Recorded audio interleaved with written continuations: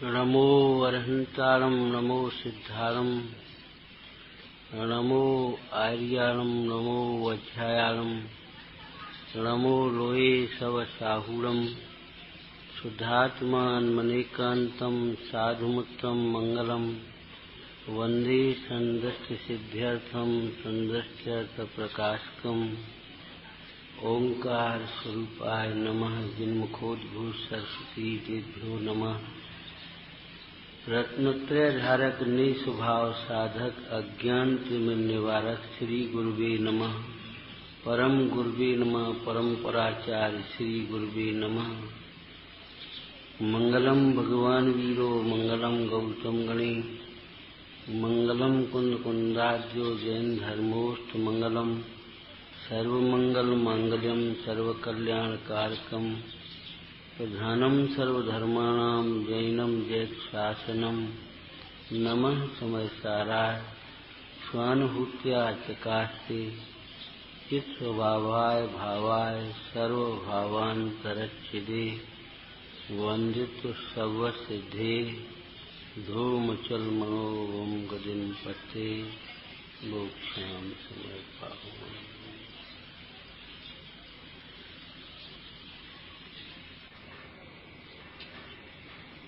श्रीमद कुंद कुंद आचार्य विरचित समयसार परमागम श्रीमद अमृतचंद आचार्य रचित आत्मख्याति टीका।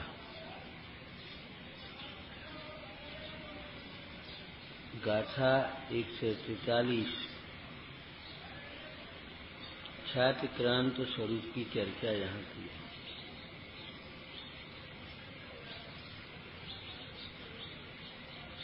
स्वरूप में पक्ष नहीं है। जिसकी दृष्टि में पक्ष है, पक्षपात बसता है, वह स्वरूप की प्राप्ति करने में असमर्थ है।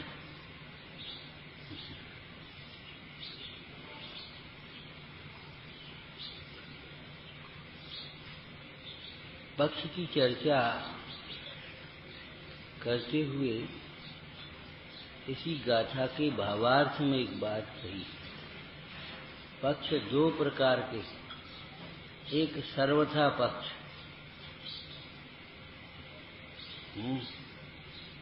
और एक प्रयोजनवश पक्ष रहना। भावार्थ में ये चर्चा है। यदि किसी नए का सर्वथा पक्ष रहे तो मिथ्यात्व गर्भित राग होता है। सर्वथा पक्ष ले लेकर के ही तो एकांत मिथ्यात्व खड़ा होता है।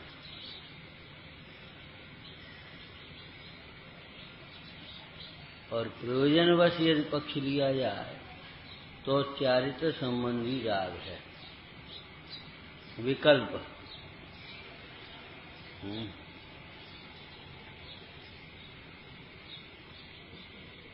अब अपन मूल गाथा पढ़ते हैं, उसी अर्थ करें।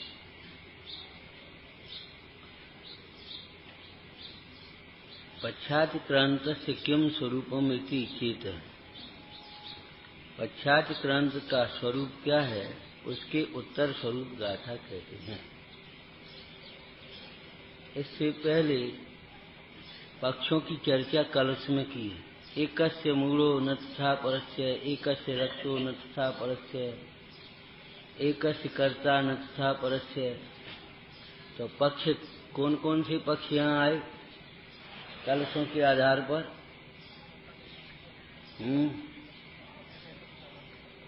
जो पक्ष कहे जा रहे हैं वे धर्म वस्तु में हैं।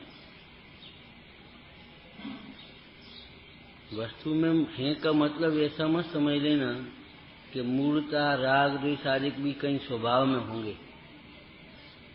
लेकिन संसारी जीवों की पर्याय में मूर्ता राग द्वेष ये सब हैं तो उनको लक्ष्य करके, उनको विषय करके व्यवहार न उस प्रकार का कथन करता है।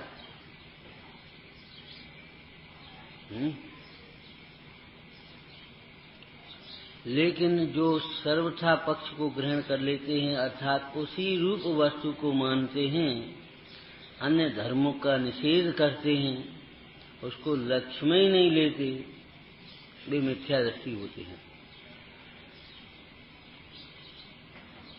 एकांत और अनेकांत की चर्चा जब जिनागम में आई तो लोगों को ऐसा लगता है अनेकांत सम्यक होता है और एकांत मिथ्या होता है। अनेकांत सम्यक है और एकांत मिथ्या है, ऐसा नहीं। अनेकांत के नाम पर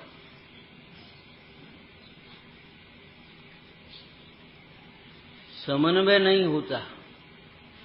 वस्तु में जो धर्म नहीं है, उन धर्मों को भी वस्तु में नहीं माना जा सकता।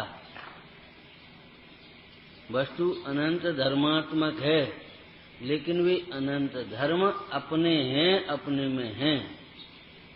पर के धर्मों की तो उसमें नासी है।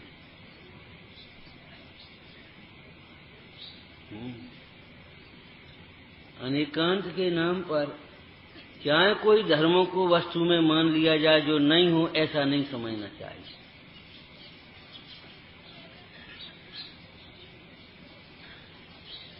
अनेकांतात्मक वस्तु का कथन करने में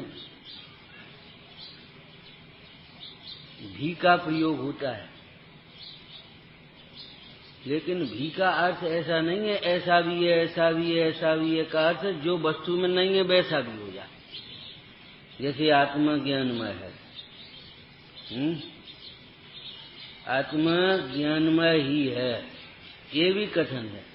और आत्मा ज्ञानमय भी है, दर्शनमय भी है, चारित्रमय भी है, सुखमय भी है, ये भी कथन है। लेकिन भी कहने से वस्तु में जो अनंत धर्म हैं और एक समय में जिनको नहीं कहा जा रहा है, उनका शास्त्रीय नाम क्या कहेंगे? उन धर्मों को अनुक्त। अनुक्त, अनुक्त माने नहीं कहे गए।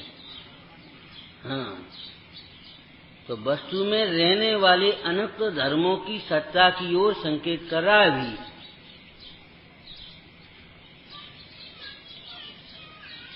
लेकिन वस्तु में जो नहीं है उन धर्मों को भी के नाम पर ऐसा भी कर दिया जाए, ऐसा नहीं है। जैसे दृष्टांत में कहें तो जैसे ये व्यक्ति पिता भी है, पुत्र भी है, भाई भी है, चाचा भी है, मामा भी है, ये सब हो सकता है कि नहीं?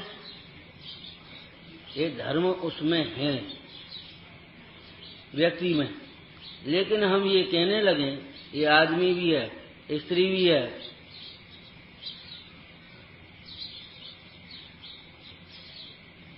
ऐसा नहीं कहा।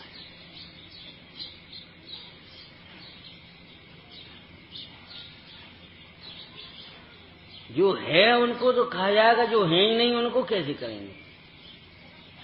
समन्वय के नाम पर चाहे कुछ कह दिया जाए, ऐसा नहीं हो सकता।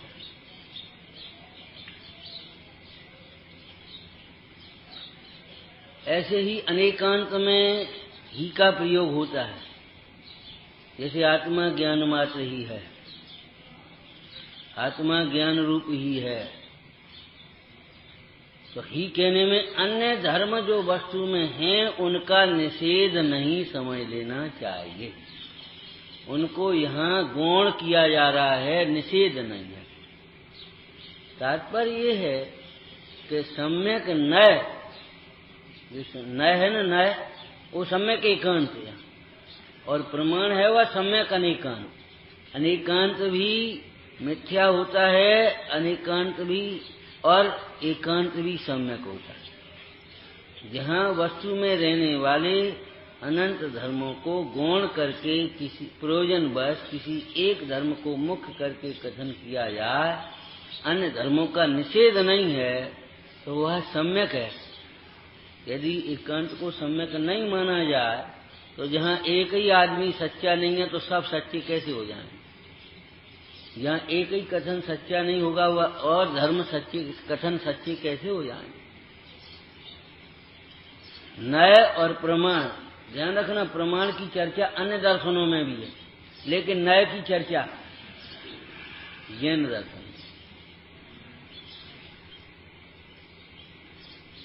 और वस्तु की सिद्धि के लिए अर्पिता नर्पित सिद्धे, ऐसा सूत्र है। मुख्यता और गुणता के द्वारा वस्तु के स्वरूप की सिद्धि की जाती है। पक्षपात का अर्थ ये है कि हमें, जैसे अब यहां सीधे सीधे अर्थ ले लें, बहुत जीवों को व्यवहार का पक्ष है,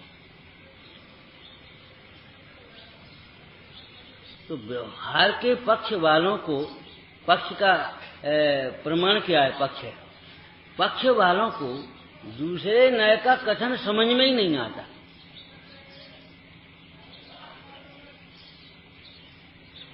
जैसे केवल पर्याय दृष्टि है जिनकी, पर्याय न्याय अलग है, पर्याय दृष्टि अलग है। ज्ञानी को पर्याय न्याय होता है, लेकिन पर्याय दृष्टि नहीं होती। पर्याय का ज्ञान तो है उसे, पर्याय में जो दोष हैं उनका भी ज्ञान है, लेकिन पर्याय दृष्टि नहीं है, पर्याय मूर्ता नहीं है। उस पर्याय मात्र ही या उस पर्याय रूप ही अपने को नहीं मान लेता। जबकि पर्याय दृष्टि की, मिथ्या दृष्टि को है, वह पर्याय का कहता, पर्याय का ज्ञान होना चाहिए, लेकिन वो पर्याय के ज्ञान के नाम पर क्या करता है, अपने को ही रागादिक रूप मान लेता है।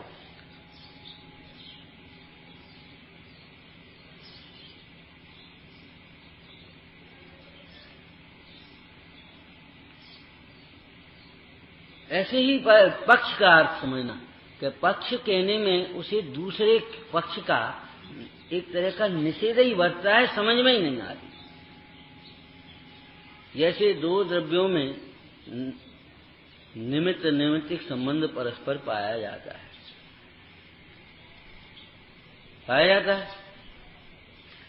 उस निमित्त नैमित्तिक संबंध की अपेक्षा से आत्मा को कर्म नो कर्म आदि का कर्ता भी कहा जाता है। पुग्गल कर्मादीनम, कर्ता व्यवहार दो कहा जाता है। अब लेकिन जिसको इस व्यवहार का पक्ष आ गया, उसके दो द्रव्यों में कर्ता कर्म संबंध नहीं है, ये बात समझ में ही नहीं आती। कहते देखो प्रत्यक्ष तो दिखाई देता है, अग्नि से पानी गर्म हुआ, आप कहते कर्ता नहीं है।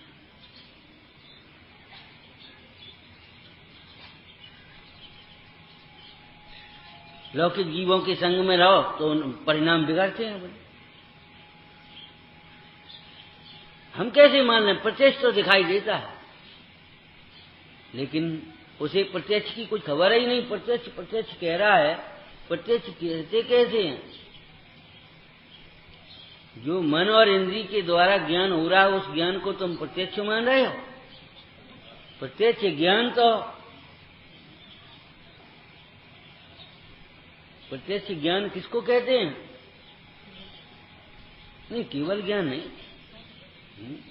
केवल ज्ञान नहीं, अवध ज्ञान, मन परे ज्ञान भी देश प्रत्यक्ष कहें, और स्वसंवेदन ज्ञान भी प्रत्यक्ष है। मन और इंद्रियों के द्वारा जो ज्ञान होता है, उस ज्ञान को आगम ये कह रहा है परोक्ष ज्ञान कहते हैं। मत सुत दोय परोक्ष अक्ष मन तय उपजाई।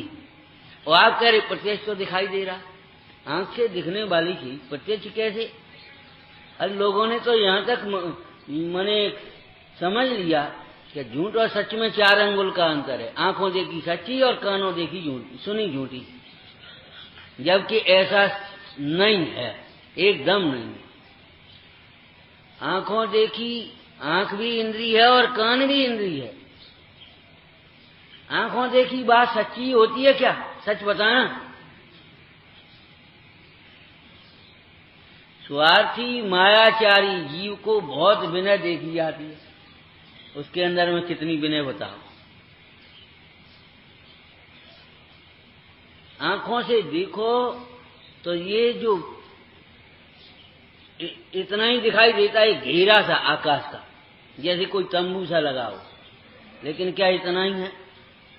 आंखों से देखें तो पर्वत के ऊपर खड़ा हुआ व्यक्ति छोटा दिखाई देता है, पर्वत के ऊपर वाले खड़े हुए व्यक्ति को नीचे वाले छोटे छोटे दिखाई देते हैं। लेकिन क्या है, आकाश में उड़ते हुए ये हवाई जहाज वगैरह कितने से दिखाई देते हैं, तारे नक्षत्र कितने छोटे छोटे दिखाई देते हैं, आंखों से दिख रहे हैं ना। सच्ची है क्या?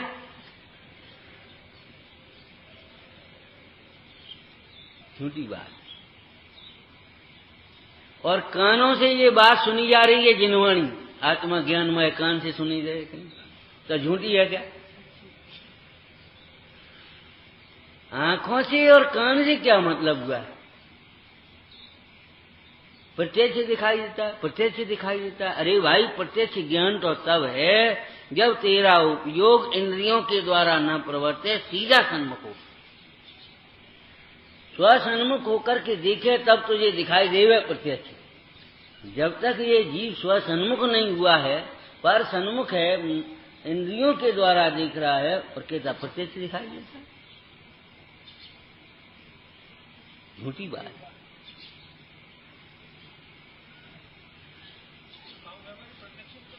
है। साम व्यवहारिक प्रत्यक्ष कहा, यही तो कह रहे हैं, कहा है, लेकिन वह पारमार्थिक प्रत्यक्ष नहीं है। यही तो कह रहे हैं कि व्यवहार का पक्ष होने पर परमार्थ की बात समझ में नहीं आ पाती।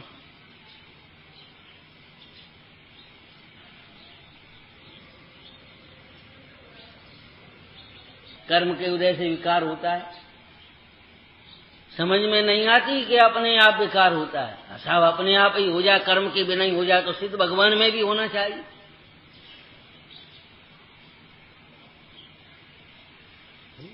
उपादान तो है, आटा तो है। हम तो ये कह रहे बाई नहीं थी तो रोटी नहीं बनी। अब बाई आप कहते हो आटा से रोटी बनती, उपादान से कार्य होता है। अधूरा पर्दा समझ लिया, सरकारी उपादान को समझा, क्षणिक उपादान जाना नहीं। कोई भी कार्य यदि होने में देर लगे, नहीं हो पाए, तो सच बताओ हमारी दृष्टि कहाँ जाती है? निमित्त पर। निमित्त नहीं है, इसलिए ये कार्य नहीं हो रहा। आप स्वाध्याय करें और कोई बात समझ में नहीं आ, तो क्या आपकी दृष्टि जाती है? समझाने वाला कोई नहीं है, नहीं तो समझ में हाल आएगा। आप कभी इस बात का विचार कर पाएंगे कि इस पर्याय की उसको विषय करने की योग्यता नहीं है।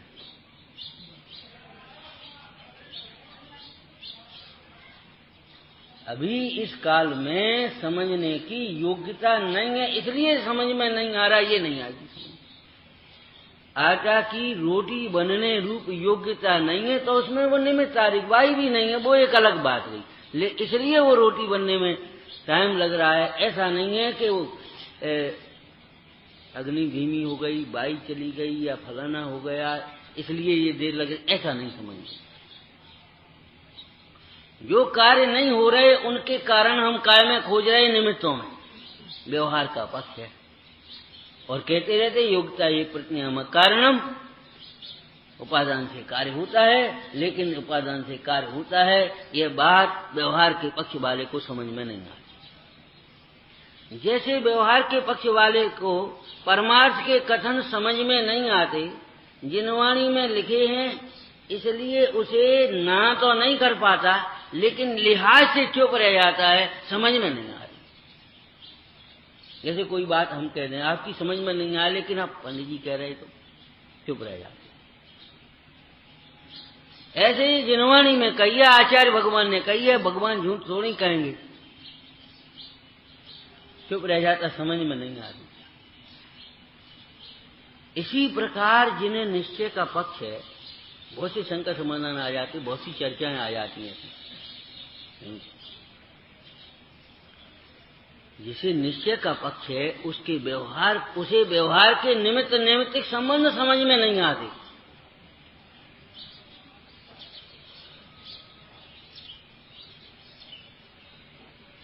इसमें वो क्या करेगा पर्षद? जब उसे चरणन योग के उपदेश दिए जाए थोड़े से, तो भैया सत्समागम करो, कुसंग को छोड़ो, पर जब परिणाम तो बिगाड़ता नहीं है, उससे क्या हो जाएगा, उसकी क्या जरूरत है। डॉक्टर जब कुपथ्य को छोड़ने के लिए कहे और पथ्य करने के लिए कहे तो चुपचाप स्वीकार कर लेता है। और जब श्री गुरु कुसंग छोड़ने के लिए कहें, सत्समागम के लिए कहें, तो इससे क्या हो जाएगा। पुरुषार्थ तो अपना है, तो पुरुषार्थ करना अपन। उसे निमित्त नैमित्तिक संबंधों की चर्चा यथार्थता समझ में नहीं आती।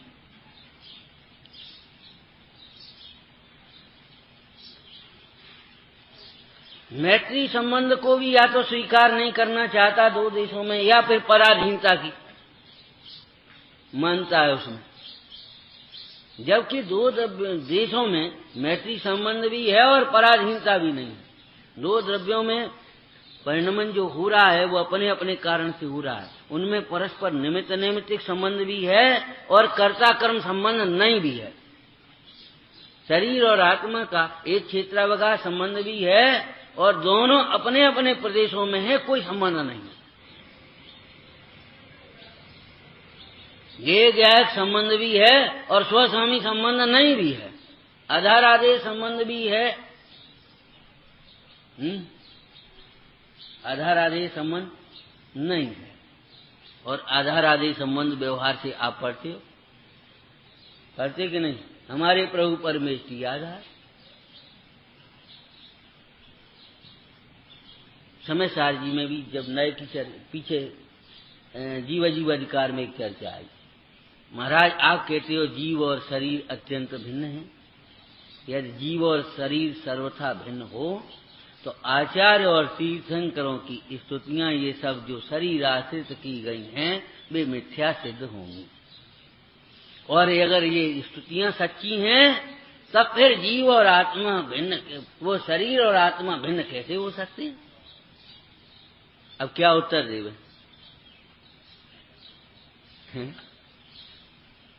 उत्तर क्या दिया, तू नए विभाग को नहीं समझता।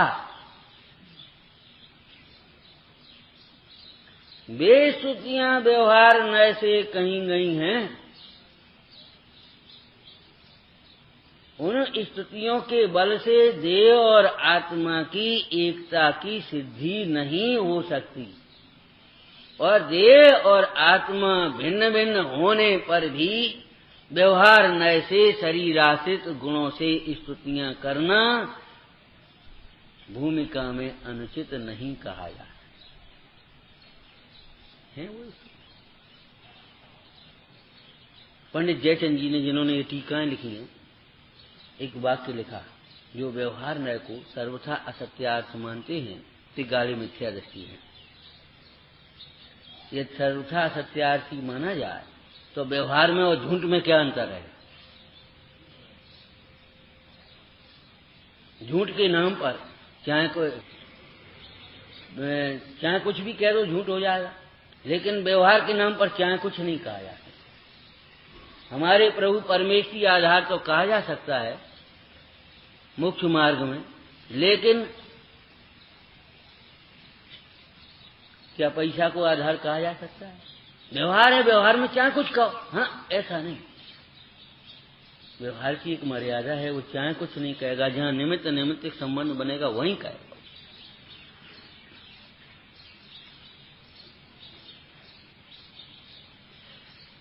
व्यवहार का पक्ष होने पर निश्चय के कथन नहीं समझ में आते। देखो पर्यायों में प्राग भाव प्रशंसा भाव है कि नहीं। भूतकाल की पर्याय, वर्तमान की पर्याय, भविष्यकाल की पर्याय, क्या संबंध है इन पर्यायों में। सब स्वतंत्र हैं, तो फिर संस्कार क्या होते हैं। पंडित जी ने लिखा, हमारे पूर्व संस्कार से भली होनार से जिनागम के अभ्यास का। तत्व के गहरे संस्कार डालो। जब एक पर्याय में और दूसरे पर्याय में प्राग भाव प्रशंसा भाव हैं, तो फिर संस्कार का क्या मतलब हुआ है। कि बात तो सच्ची है, क्या मतलब हुआ। झट से आप गड़बड़ा गए कि संस्कार तो होते हैं। संस्कार होते हैं, फिर भी प्राग भाव प्रशंसा भाव होता ही है। और प्राग भाव प्रदंश भाव होने पर भी संस्कारों में कथन, संस्कारों का कथन जिनागम में भी है, ऐसा नहीं कहा ना। पंडित जी ने क्या, हमारे पूर्व संस्कार थे, भली होनार से जिन शास्त्रों के अभ्यास का उद्यम हुआ। अरे वो व्यवहार का कथन है, ये परमार्थ का कथन है, इसमें क्या, तू नए विभाग को नहीं समझता।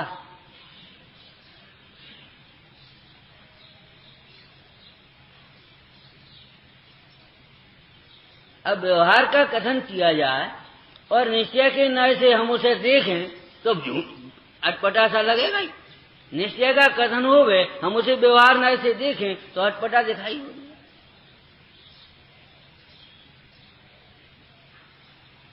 व्यवहार नया कहेगा, तीर्थंकरों के कितने रंग हैं,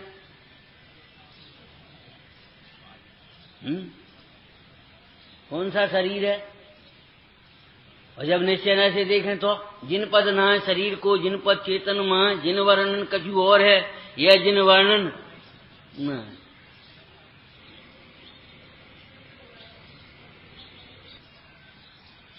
सिद्ध भगवान में अनंत भगवान में क्या अंतर है, बोलो। सिद्ध भगवान में और अनंत भगवान में क्या अंतर है? और अनंत भगवान, आप विचार करो। अरे निश्चय है तो ये कहता है, कहाँ अनंत और सिद्ध की बातें कर रहे हो। सिद्ध भगवान में और निगोद में वाले जीव में भी कोई अंतर नहीं है।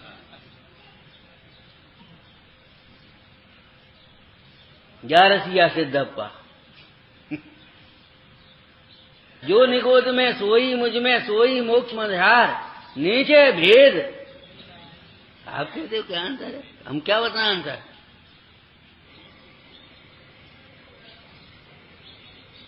है अंतर, लेकिन जब अंतर की चर्चा पढ़े तो उस अंतर की नहीं, अंतर माने भेद की चर्चा पढ़े तो कैसे तो भगवान के शरीर नहीं है और अनंत भगवान के शरीर है। परमार्थ से देखा जाए तो उनमें क्या अंतर बना रहे, शरीर शरीर में क्या है। अरे निश्चय से देखा जाए तो अकेले हैं, और व्यवहार से देखा जाए तो इस परिकर में भी तो अकेले ही तो बैठे। अगर आपकी गिनती गिनी जाए तो एक होगी कि दो होगी, एक ही तो होगी। व्यवहार से देखा जाए तो आप अकेले हैं कि नहीं, व्यवहार से क्यों, कहाँ थे आप, अकेले बैठे थे, कोई कह दे लगता है अकेले। लेकिन व्यवहार से देखा जाए तो अभी आप विचार करना, अगर आपके कर्म का उदय आए तो सबको होगा कि आपको अकेले को होगा।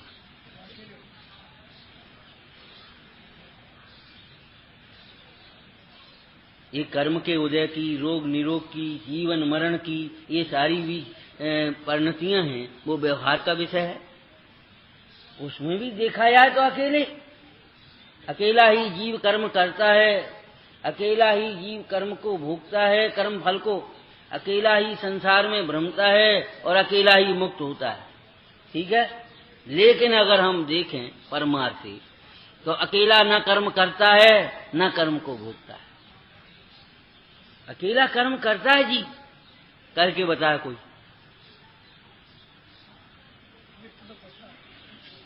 अरे निमित्त की बात नहीं कर रहे हम, अकेला आत्मा जिसको का एकत्व की अनुभूति करने वाले को कर्म बंध उसी प्रकार नहीं होते जैसे अकेले परमाणु को बंध नहीं होता। प्रवचन सारी माया।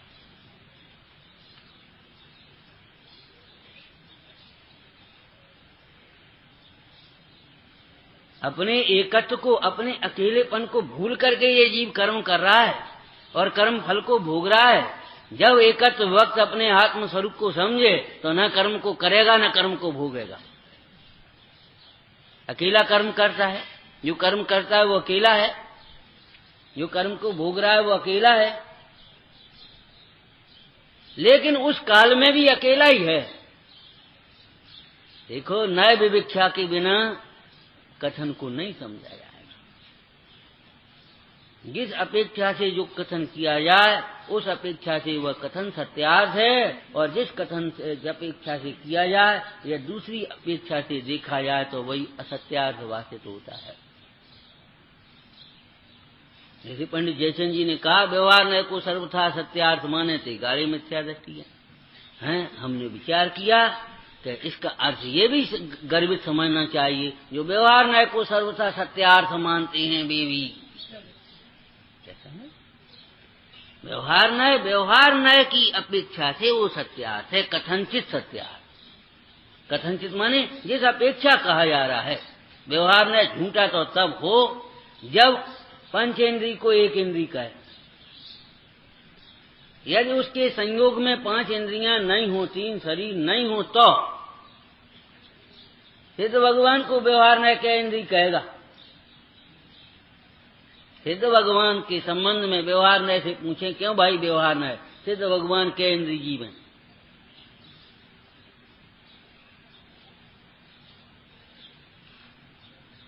क्या कहें बता। अतीन्द्रिय ही कहना पड़ेगा उन्हें। संसारी जीव सुख स्वरूप है और स्वभाव को भूलकर पर्याय पर्याय में दुखी हो रहा है। ज्ञान स्वरूप है और अपने को भूल करके, अपने को न पहचान कर पर्याय पर्याय में ये अज्ञानी हो रहा है। लेकिन सिद्ध भगवान को कहें तो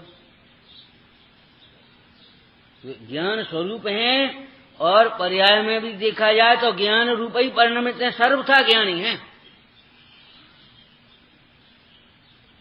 अब परमार्थ दृष्टि रख करके विचार किया जाए तो सिद्ध भगवान जैसे सर्वथा ज्ञान स्वरूप हैं, ऐसे संसारी जीव सर्वथा अज्ञान रूप नहीं है।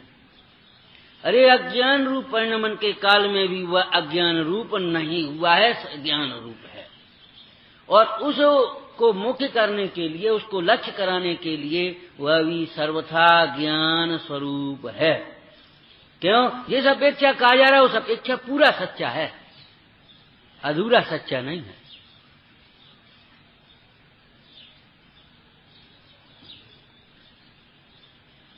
तो पक्ष और पक्ष निष्पक्षता या पक्षातिक्रांत। पक्षपाती जीव न्याय करने यदि बैठ जाए तो न्याय नहीं कर पाता। पक्षपाती जीव न्याय करने बैठे तो न्याय नहीं कर पाता। ऐसे ही पक्षपाती जीव वस्तु स्वरूप को समझने समझाने बैठे तो समझ और समझा नहीं सकता, अनुभव करने की बात तो बहुत दूर।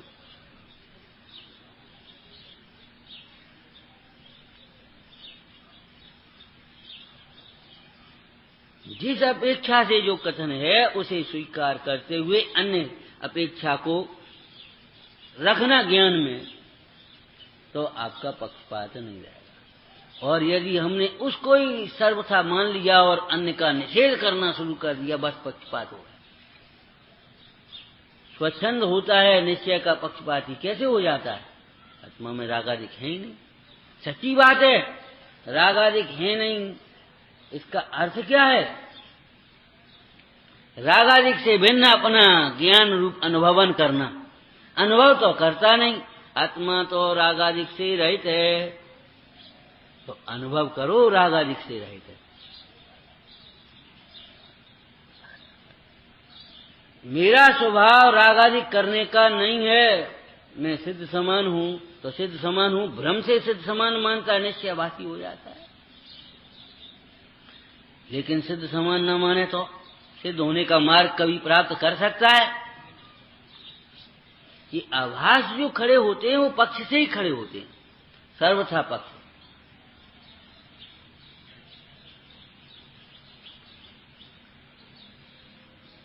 वस्तु का स्वरूप समझने के लिए पूर्व पक्ष नहीं रहना चाहिए अपने को।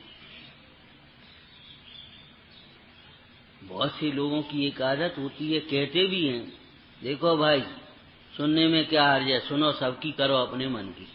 हम कहते फालतू का टाइम क्यों बर्बाद करते हो, अगर मन की करनी है तो सुनो, उस पर विचार करो, अगर अपनी भूल लगे तो उसे निकालो से, अगर अपनी सत्य है तो उसे पुष्ट करो, स्वीकार करो, तो सुनना सार्थक है। और सुनते जाओ। जब मनमानी ही करनी है तो फिर सुनने का क्या मूल्य? आज तो हमें ऐसे पक्ष खड़े हो गए, व्यक्ति का पक्ष आ गया है, ग्रंथों का पक्ष आ गया, नया का पक्ष आ गया, विषय का पक्ष, वो ही शब्द बस उतने ही। जहां पक्षातिक्रांत की चर्चा की, पंडित जी ने, बनारसीदास जी ने एक और बात कही, पक्ष का सर्वथा निषेध नहीं किया। ध्यान रखना, शुद्धनय के पक्ष की महिमा कैसी कही, समयसार के पक्ष की महिमा कैसी कही, महिमा कही है। याई के सुपक्षी ते उड़त ज्ञान गगन में, याई के विपक्षी जगजाल में रुलत हैं। बहुत लोग अपने पक्ष को पोषण के लिए या निर्णय नहीं करते हुए आलस्य से बोले साहब वो तो दोनों ही न्यायों का निषेध है, लेकिन न्याय के नाम पर अब हम किसका पक्ष करें? दोनों को भगा देना ये भी न्याय नहीं है, और दोनों को आधा आधा कर देना ये भी न्याय नहीं है।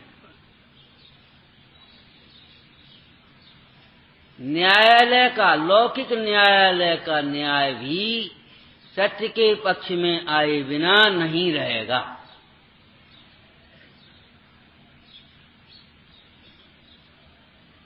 सत्य की परख करने के लिए ही तो अभय कुमार ने ये कह दिया था, ठीक है इस बालक को भूलता तो है नहीं, और दोनों कह रही हैं स्त्रियां मेरा बालक है मेरा बालक है, आधा आधा कर दो, दो टुकड़े कर दो, दे दो। दूसरी स्त्री का बालक से तो कोई प्रेम था नहीं, उन्हें ठीक है आधी संपत्ति तो मिलेगी, अपन क्या करना, ठीक है साहब, लेकिन बालक की मां तो कह रही है नहीं नहीं उसी का बालक है, उसी को दे दो, हम उसी की गोद में देख करके संतोष करेंगे, बालक के टुकड़े मत करो। अभय कुमार ने समझ लिया ये बालक इसका है, ये बालक इसका है।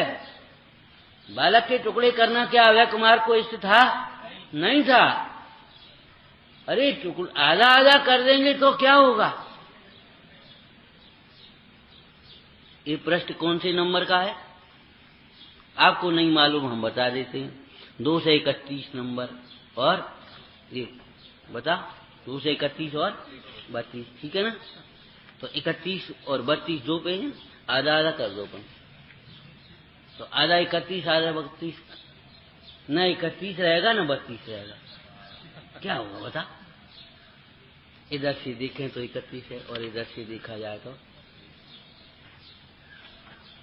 एक काम करो 31 तुम ले लो, 32 हमें देना, करो तो कैसे हो सकता? द्रव्य पर्यायात्मक वस्तु है, अनंत धर्मात्मक वस्तु है। अखंड तो कहा, कैसा अखंड कहा? अनिराकृत खंडम अखंडम, ज्ञान मात्र होते हुए भी अनंत धर्मात्मक है और अनंत धर्मात्मक होते हुए भी ज्ञान मात्र है, इसमें विरोध नहीं है। जिन्हें विरोध दिखता है वे नए विभाग को नहीं समझते, पक्षपात है।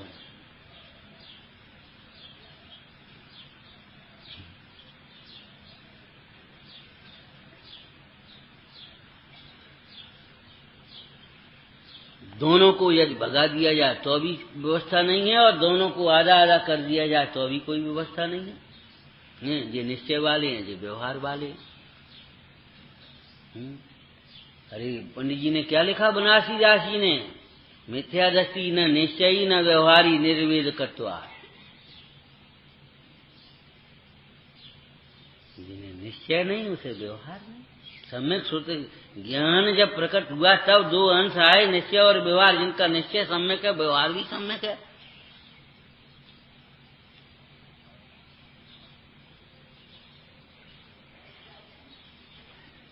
बात तो यहाँ ये सब नहीं है जो हम कर रहे हैं, ये तो हमने आपको स्थूल भूमिका समझाने के लिए कही। यहाँ तो स्वानुभव की चर्चा है, पश्चात्ग्रहण।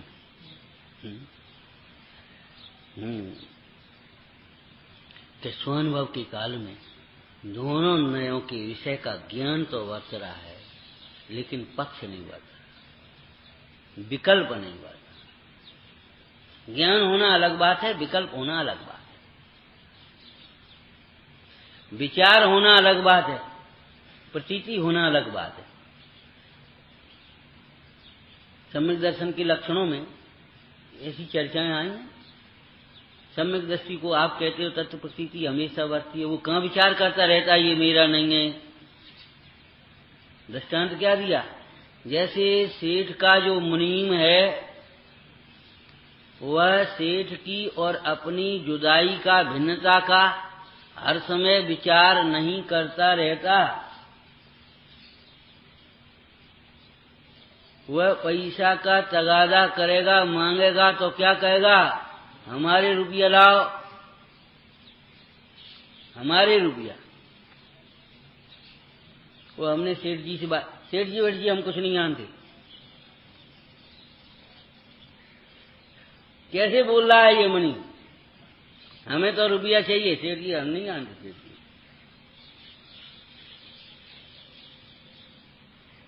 और आमने सामने भी अगर सेठ जी बैठे हो और सेठ भैया दे जाएगा, अरे आप तो कह देते हो आपको क्या है, हमको शाम को उनको रुपये देना, हमें रुपये चाहिए, हम आप तो कह देते हो।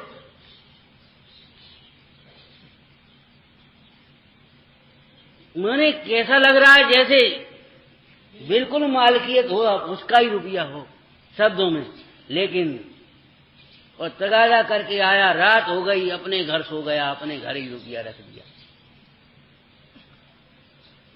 एक एक रुपया गिन गिन करके रखता है, एक एक पैसा की भूल निकालने के लिए वो जग रहा है 12 बजे तक रात के, और तो भी जानता है इसमें परमाणु मात्र मेरा नहीं है। जब लोक व्यवहार में भी इतना भेद ज्ञान रह सकता है और बिना विचार के, क्या कहा, विचार नहीं चल रहा और इतना भेद ज्ञान रह सकता है, तो परमार्थ दृष्टि में क्यों नहीं रहेगा? आप यहां से जाते हैं और चलते चले जाते, चल क्या ये सोचते ये हमारा घर नहीं है, ये हमारा घर नहीं है, ये हमारा घर नहीं है, ये हमारा घर नहीं है, जब वो हमारा घर है, हमारे ये घर हमारा नहीं है, ऐसा विचार करते जाते हो। विचार अलग है, प्रतीति अलग है, ज्ञान अलग है कि नहीं? ज्ञान वर्तता है भेद। देखो ज्ञानी को भेद ज्ञान वर्तता है, भेद विकल्प स्वानुभाव के काल में नहीं है। केवल ज्ञानी को भी लोकालोक का ज्ञान वर्त रहा है, लेकिन विकल्प नहीं वर्त रहे, साक्षी। विचार अलग है, विकल्प अलग है, ज्ञान अलग है। ज्ञान तो ज्ञान है, हम ये नहीं सोच रहे ये मेरा नहीं है, लेकिन ज्ञान बराबर है ये मेरा नहीं है। ज्ञान में मेरा कहते समय, क्या नाम, व्यवहार में मेरा कहते समय भी ज्ञान जान रहा है ये मेरा नहीं है, श्रद्धा जान रही है मेरा नहीं। कल दृष्टांत दिया था, आपका ही बच्चा है, बच्चा आपका ही है, उस समय ज्ञान क्या बरत रहा है, इनका नहीं है, ये तो हम बिना से बोल रहे हैं, लड़का हमारा है।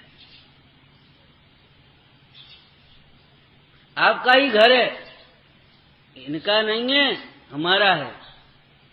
देखो मिथ्या दर्शन की भूमिका में भी जिसे आप मेरा मानते हैं, पराया कहते समय भी मेरा मान रहे।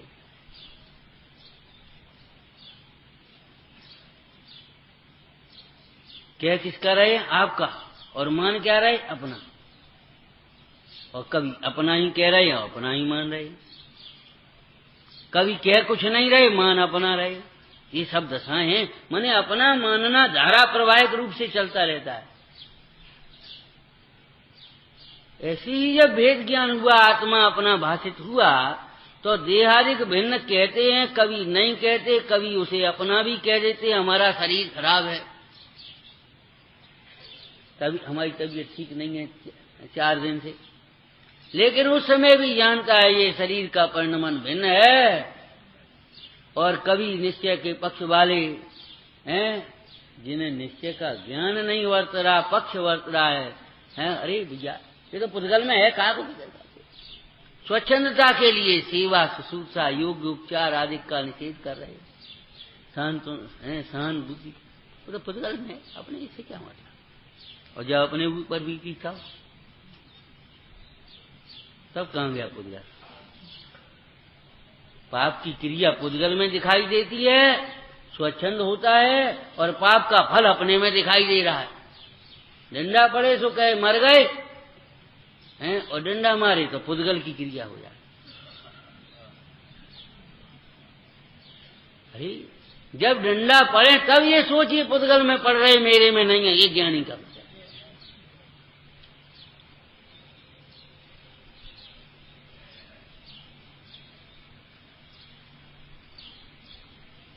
पक्ष अलग है और वस्तु अलग है। कल भी ये बात कही थी, समझ लेना अच्छी तरह कि ज्ञानी को न्याय होते हैं, ज्ञानी को ही होते हैं, सही पूछो तो न्याय।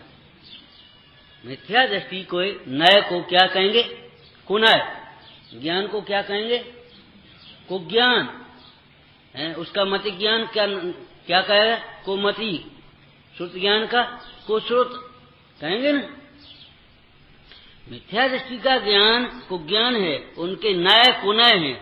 क्यों, वह उन कथनों के द्वारा अपने विषय कषाय को निरंतर पूछता है, मोह को पूछता है। देखो लिखा है ना, व्यवहार के कथनों को ले करके वो अपने उस मोह को पूछता रहता है, लिखा तो है। अरे वो व्यवहार न्याय का कथन है, उसका तात्पर्य क्या है, ऐसे है नहीं। उसे सत्यार्थ मानकर सिद्धांत करने से मिथ्यात हो जाएगा।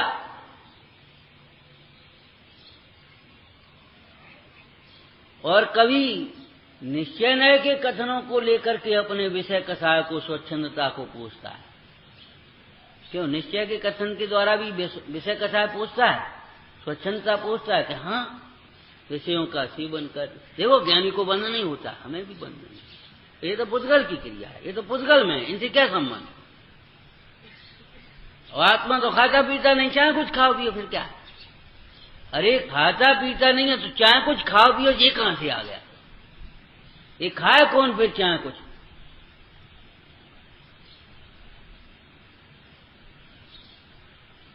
आत्मा तो बोलता नहीं, फिर चाहे कुछ बोलो। चाहे कुछ बोलने की बात नहीं है। प्रबोधाय विवेकाय हिताय प्रसमाय, चाहे कुछ बोलो। पर्वतकार कठोर निंद नहीं, वास्तु स्वरूप की परिकल्पना करने वाले, सत्पुरुषों का गुणानुवाद करने वाले, अपने दोषों की निंदा करने वाले, सहानुभूति रूप वचन है, हित में तो प्रिय वचन बोलो। चाहे कुछ बोलो, ये कहां से आ जाएगा। क्या आत्मा तो बोलता नहीं है। आत्मा बोलता नहीं, ये कथन किया तो योग्य वचन जो बोले जा रहे हैं उनके बोलने का अभिमान तोड़ने के लिए है।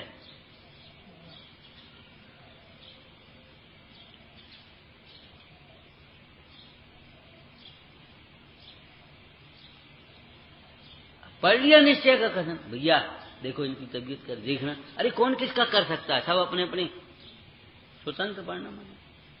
और जब अकेला अपन रह गया तो चिल्लाता है, कोई नहीं, कोई पूछता ही नहीं है, बात चले नहीं है।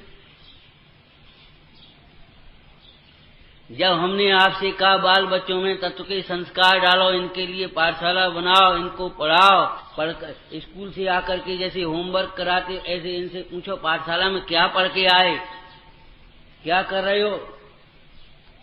अरे महाराज आप तो कर्तव्य की बातें करते हो, कोई किसी का कर सकता है, उनका जो होना होगा तो हो जाएगा। और जब वे बड़े हो गए, जब आपकी उपेक्षा अनादर करते हैं और आपकी योग्य परिचर्या नहीं हो रही है, तब आप रो रहे, महाराज देखो इन्हें समझा दे, ये मानता ही नहीं है। जब संस्कार जाने के लिए कहा तब आपने निश्चय का कथन लेकर के स्वच्छंदता पोषण करी थी। अब आप व्यवहार को क्यों याद कर रहे हो। जब आप संस्कार नहीं डाल सकते तो वे सेवा कैसे करेंगे। अब आप भेद ज्ञान करिए। आप अब कहो कोई किसी का नहीं है, कोई किसी का करता धरता नहीं है, तो 10 तरंगणी में एक दृष्टांत दिया नित्य नित्य के प्रसंग में। सर्वम क्षणिकम बौद्धों का बोलबाला था। और उस समय ये तुम्हारा धर्मनिरपेक्ष शासन नहीं, राजधर्म और राज शासन चलते थे, तो और उसके खिलाफ बोले तो दंड मिलता था। एक सेठ की गाय चराने के लिए एक ग्वाला तय कर ले गया, 1 महीने की तनख्वाह। 1 महीना हो गया, ग्वाले ने तनख्वाह मांगी। सेठ जी तनख्वाह, सेठ जी बोले, अरे तू धर्म को नहीं मानता, सर्वम क्षणकम। कहाँ गया वो सेठ जिससे बात हुई थी, कहाँ गया वाह ग्वाला, कैसी बातें करता है, कितनी पर्याय तो गई जहां एग्रीमेंट हुआ था। अब बेचारा कम पढ़ा लिखा रो करके रह गया, 1 महीना मेहनत करी, तनख्वाह बन का कुछ नहीं। तो बड़ा दुखी उसके यहाँ उसकी भेंट स्यादवादी पंडित जी से हो गई, जैन विद्वान से। क्यों भैया क्या बात है, तू बड़ा उदास दिखाई दे रहा है? बोले महाराज ऐसा ऐसा हुआ उसे। बोले अच्छा कोई बात नहीं, ठीक है हम देखते हैं। उसने मंत्र दे दिया उसको, हैं? उसने ला करके गाय अपनी बांधी भीतर आराम से। अब जब गाय नहीं पहुंची, सेठ आया लौट के उसके, क्यों भाई वो हमारी गाय नहीं आई, गाय चरने गई थी, गाय कहाँ गई हमारी? बोले कौन की गाय, कौन को दी थी, कब दी थी? वो पर्याय तो बदल गई, सर्वम क्षणिकम। वही कैसी बातें करता? अरे आप जो करते हो वही कर रहे हैं हम, कैसी कैसी क्या होता है? अब बताओ क्या सर्वम क्षणिकम का ये अर्थ है?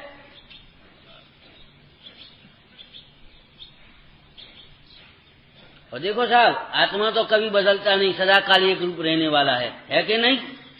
सच्ची बात है। अगर बदलता नहीं होता तो आप यहां आकर के कैसे बैठ गए निगोद में?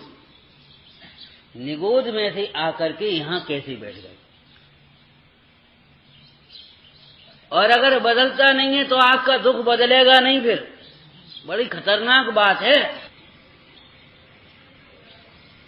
अरे आत्मा का स्वभाव नहीं बदलता, लेकिन पर्याय भी नहीं बदलती, ऐसा माना जाए तो विचार करो ये उपाय सब बड़े मिथ्या हो जाएंगे। और आप आ कैसे जा गए? ये तो चर्चा ऐसी कि एक बादशाह ने मंत्री से पूछ बैठा, मंत्री ये बादशाह बदलते रहते हैं, ये ठीक नहीं है, एक ही बादशाह रहता कितना अच्छा होता। एक दफे एक व्यवस्था बन गई, बस बन गई तो बन गई, एक ही बादशाह बना रहता। बोले हजूर आप बादशाह कैसे बनते, एक ही बादशाह बना रहता? जी सोचा कभी? कुछ होश है तुम्हें? कभी निश्चय के न्यायों को पक्ष लेकर के अपनी स्वच्छंदता और प्रमाद को पोषता है, कभी व्यवहार न्याय के लेकर के अपने अभिमान को पोषता है। परिणाम सुधारने के लिए क्रिया सुधारने का उपदेश दिया सद्भुत व्यवहार न्याय से, और इसने क्रियाओं को करके अपने को धर्मात्मा मान लिया। लिखा है कि नहीं?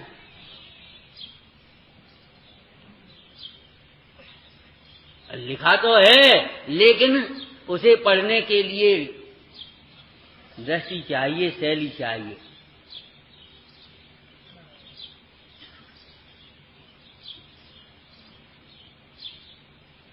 आपने सुना है पंडित जी का दृष्टांत? बही में लिखा तो था, लिखा था कि नहीं कि बैसाख सुदी सतमी को इतना रुपया मंदिर की कलश में रखा, बगल में मंदिर था ना, लिखा तो था, लिखा तो है। अरे लिखा तो है, ये बात सच्ची है, लेकिन ये भी अकल लगाने की बात है कि कलश में रुपया कौन रखने जाएगा? रुपया घर में होगा कि कलश में होगा जाकर के वहां? और अगर सीधे शब्द पढ़ करके कलश तोड़ दे जाकर के वहां, तो रुपया मिलेगा कि पाप मिलेगा?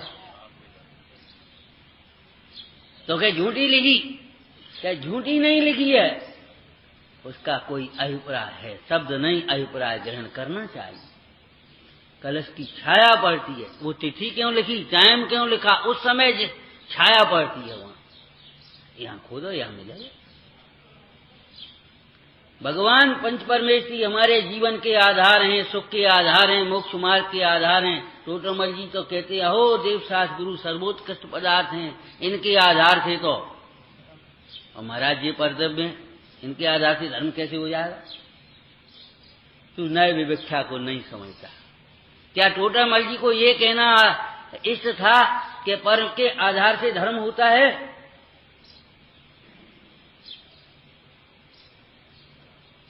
अरे भगवान पंच परमेश की जिस आधार आधेय को बता रहे हैं वह स्वभाव के आधार से धर्म होता है, ये बात समझना चाहिए।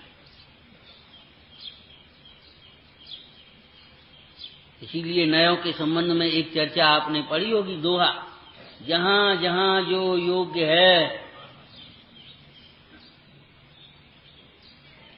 हमारे लौकिक गांव की भाषा में बोलते हैं, भैया देखो तुम नहीं समझ सकते, काहे कि कहें खेत की सोनो खलियान की, हम क्या करें? कि हम अगर व्यवहार की कहते हैं तो तुम उसमें परमार्थ लगा करके निषेध कर देते हो, और अगर हम परमार्थ की कहते हैं तो तुम व्यवहार को ऊपर करके उसको निषेध देती हो। जैसे दल बदलू नेता, जिसकी सरकार बनती या भाई दल में मने, और दल बदलू का कोई सिद्धांत होता है क्या? ऐसे ये दल बदल करता रहता है, स्वच्छंदता के पोषण के लिए निश्चय लगा लेता है और अभिमान के पोषण के लिए व्यवहार लगा देता है, कभी समन्वय करने लगता है, कभी दोनों को निषेध देता है। अरे सब ये पंडितन की बातें हैं, कुछ नहीं है, अपने खाओ पियो मस्त रहो। ये नयों की लड़ाई है, सब नयों के ही चक्कर हैं। नयों में न लड़ाई होती है न चक्कर होते हैं, कसायों में लड़ाई होती है। हट में, जिद में, अपनी मनमाने में, अपनी थोपने में लड़ाई होती है। अपनी थोपने की कोशिश नहीं करी जाए तो लड़ाई का आएगी।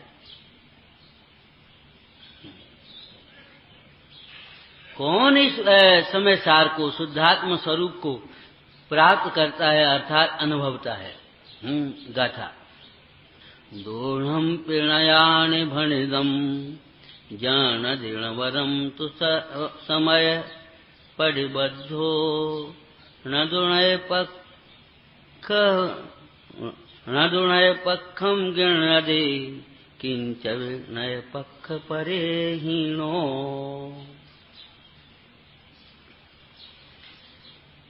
जो नए पक्ष से रहित जीव समय से प्रतिबद्ध होता हुआ, समय से प्रतिबद्ध होता हुआ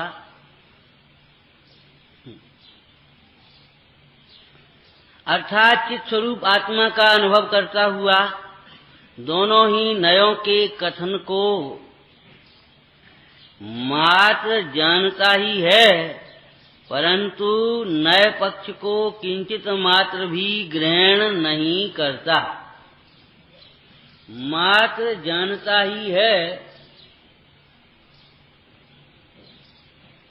किंतु नए पक्ष को किंचित मात्र भी ग्रहण नहीं करता। क्या मतलब हुआ? मात्र जानता जब शब्द का प्रयोग अपने अध्यात्म में होता है तब उसमें निषेध किसका करते? राग द्वेष का निषेध करते।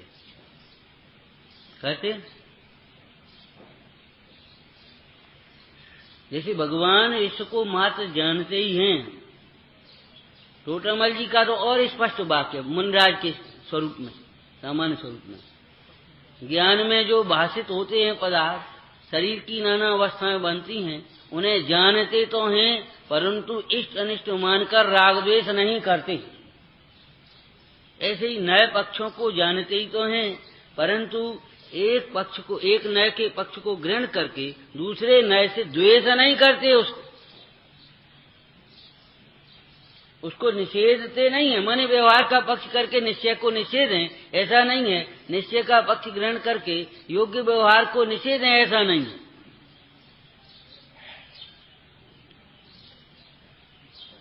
लेकिन व्यवहार को ही परमार्थ मान लें, ऐसा भी नहीं है। और व्यवहार में परमार्थ घुसाने लगे। कई बार ऐसा, कहो भगवान रोटी खाई के नहीं, कहो भगवान का होगा? अरे भगवान रोटी खाई, अगर समझदारी से बात की जाए तो चल भी जाए, लेकिन अगर एक तकिया कलामी बना दिया जाए, मजाक की भाषाएं होने लगे तो फिर ज्यादा बढ़िया नहीं है। हम क्या कहें?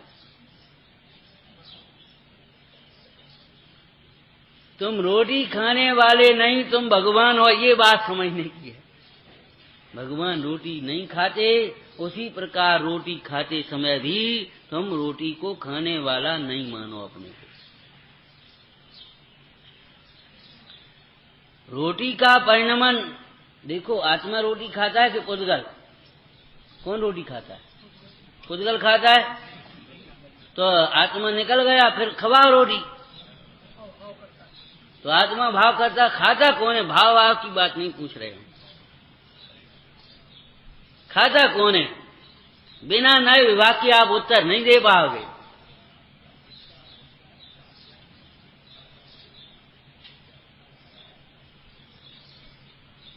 जहां जीव है वहीं आहार संज्ञा दिखाई दे रही है। यदि जीव नहीं है तो आहार संज्ञा मुर्दा के में डाल ढोलक के नीचे चला जाएगा। गटकेगा कौन? आहार पर्याप्ति, शरीर पर्याप्ति, इंद्रिय पर्याप्ति है ना, ये सब निमित्त नैमित्तिक संबंध है। आत्मा भोजन, आप कहते हो आत्मा भोजन करता नहीं है, और पुद्गल भोजन करता हुआ तो हमें दिखता नहीं। कहीं डब्बे में भोजन रखा था और डब्बा खा गया, ऐसा तो कभी नहीं सुना हमने। आत्मा भोजन करता नहीं, ये बात भी ठीक है, और पुद्गल भोजन नहीं करता, ये बात भी ठीक है। फिर आखिर होता क्या है? भोजन करता कौन है? और ये समझ में नहीं आती, ये समझ में नहीं आती। अधूरी जानकारी तो खतरनाक होती है। तो ये समझ में नहीं आती तो फिर यही समझ लेते हैं आत्मा ही करता है, या आत्मा ही करता है ऐसा मान करके उस भोजन में आसक्त होता है, या भोजन तो पुद्गल करता है तो स्वच्छंद होता है, चाहे कुछ खाता पीता है।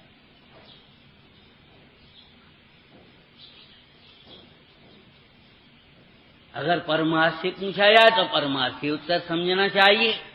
आत्मा भोजन नहीं करता, भोजन करता कौन है? तो भोजन करने की बात कहाँ आ गई? भोजन में परिणमन नहीं होता क्या? जड़ चेतन की सब परिणति प्रभु अपने अपने में होती है। रोटी दाल साग भात की परिणति प्रभु होती है, उसमें क्या? भोजन करता कोई नहीं है, भोजन का परिणमन होता है। और ये तो आप भौतिक विज्ञान से जानते हैं आप, भोजन का परिणमन।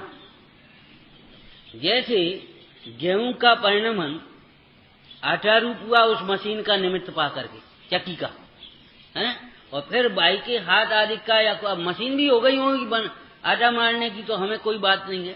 उसका निमित्त नैमित्तिक संबंध पानी से वो आटा की है पिंड और रोटी बन गई, वो परिणमन ही तो हुआ। कौन ने बनाया?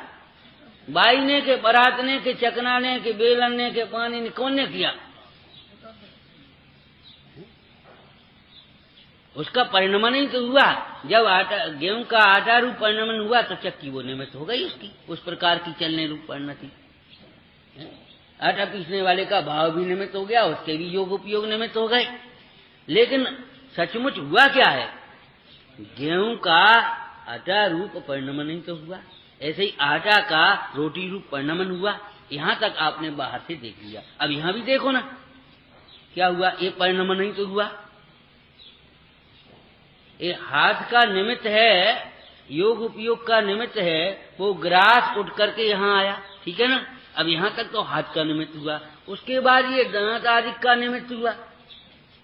ये भी एक चक्की तो समझो, और है का, ये भी तो एक मशीन ही है। यहाँ आकर के उसका ये परिणमन हुआ लोकदी रूप, और फिर वो रस रूप परिणमन हुआ। फिर इसमें से यहाँ वो तुम्हारा मिल गया लीवर में से रस, फिर उसका रस रूप, खून रूप, वीर रूप, मल रूप, मूत्र रूप, हड्डी रूप, मांस रूप, मज्जा रूप, इस धातु रूप परिणमन हुआ। खाता कौन है? जैसे 20,000 रुपया इनको दिए, इन्होंने कहा क्यों साहब 20,000 रुपया, तो क्या हम खा गए? तुम नहीं खा गए तो बताओ का। तो देखो साहब 5,000 यहाँ चले गए, 2,000 यहाँ चले गए, और 500 रुपया वहां गए और उसको दे दिए, तो ये हुआ हम का खाए गए। मतलब खाता तो कोई नहीं है, वो रुपयों का हिसाब किताब है कि नहीं। ऐसे ही भोजन का हिसाब किताब हमने आपको बताया कि नहीं, है कि नहीं? अब खा कौन गया? खाता कौन है बताओ आप? जो भोजन किया है उस भोजन का, जैसे गेहूं से लेकर के पूरा परिणमन, उससे पहले के भी परिणमन आपके ज्ञान में है ना? वो भोजन का जैसे यहाँ परिणमन हुआ, अब उसके बाद यहाँ का परिणमन तुम्हारे इन आंखों से तुम्हें दिखा नहीं। अब तुमने कहा आत्मा खा, शरीर तो खाता नहीं है। क्यों? शरीर खा तो मुर्दे का खाना चाहिए है। अपराधी नहीं मिला तो निरपराधी को सूली दे दो। पुद्गल खाता नहीं, क्यों? चौकी नहीं खाती, डिब्बा नहीं खाता है, इसलिए आत्मा खाता है, ये मान लो। अन्याय नहीं होगा, ये अज्ञान नहीं है, अपराध नहीं है। अरे भाई आत्मा, अगर आपने ये तर्क दिया पुद्गल नहीं खाता, पुद्गल खाए तो इस चौकी को, डब्बे को खाना चाहिए, तो हम भी ये आपकी शैली में तर्क दे रहे हैं। यदि आत्मा भोजन करता है तो सिद्ध भगवान को भी भोजन करना चाहिए। आत्मा कब गया? लेकिन उदाहरणों से और तर्कों से कोई वस्तु के स्वरूप की सिद्धि थोड़ी हो रही है। किसी नए विविक्षा से आत्मा भोजन करता है, ये कथन भी किया जा सकता है, किया गया है आगम। भैया अवक्ष भक्षण मत करो। जैसा खाए अन्न तैसा होए मन, जैसा पिए पानी तैसी होए वाणी।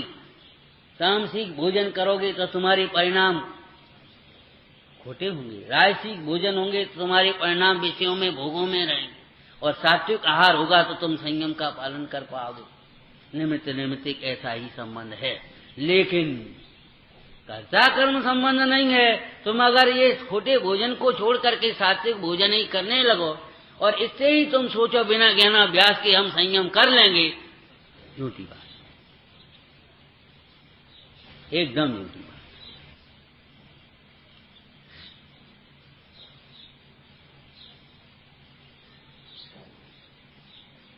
तो नए पक्षों को मात्र जानता ही है। मात्र जानता का मतलब वहां राग द्वेष नहीं करता, ये तो व्यवहार की बात।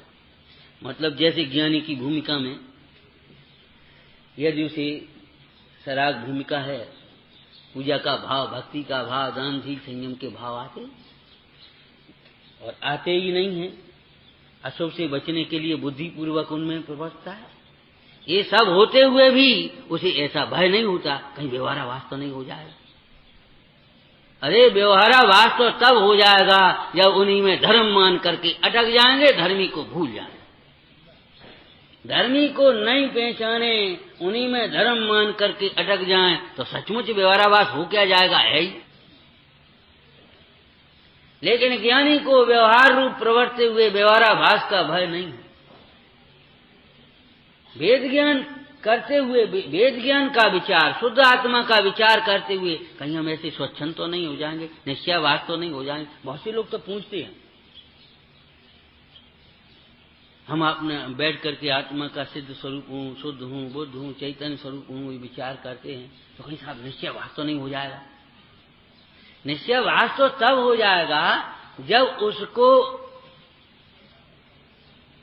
पकड़कर या उसका पक्ष पकड़ करके हम स्वच्छंदता का पोषण करेंगे, प्रमाद का पोषण करेंगे।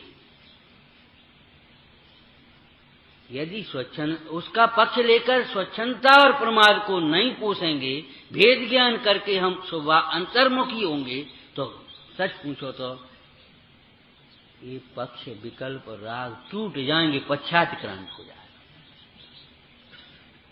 बस अंतिम बात आज की कह रहे, मंदिर की एक देहरी होती है। अब तो घर की देहरियां खत्म ही हो गई, सीधी सपाट मामला हो गए, लेकिन फिर भी जहां से घुसेंगे वो देहरी कहलाएगी। चाहे ऊंची रखो, चाहे लेवल में कर दो, कोई हमें क्या कहें उसे, हैं वो देहरी होती है। अब देहरी लांगेंगे तो कहां पहुंचेंगे, सही बताओ। ये खेल खिलौना नहीं हो रहे हमारे। बताओ, देहरी लांगेंगे तो कहां पहुंचेंगे। अगर दर्शन के लक्ष्य से देहरी लांग कर भीतर कहेंगे तो दर्शन होगा। अब देहरी लांग करके अगर बाहर आएगा तो हम क्या करें, भटके तो।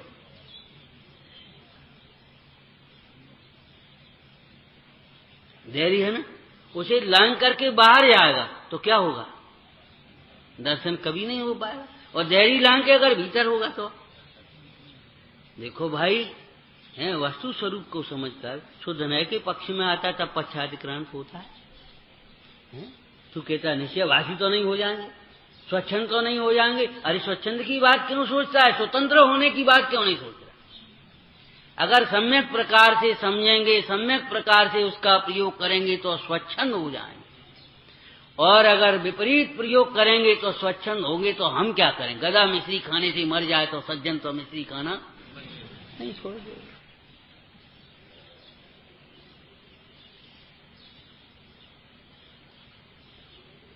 नए पक्षों को मात्र जानते हैं, विचारना। सहजानंदी शोध स्वरूपी अविनाशी में आत्म स्वरूप, सहजानंदी शोध स्वरूपी अविनाशी में आत्म स्वरूप, सहजानंदी शोध स्वरूपी अविनाशी में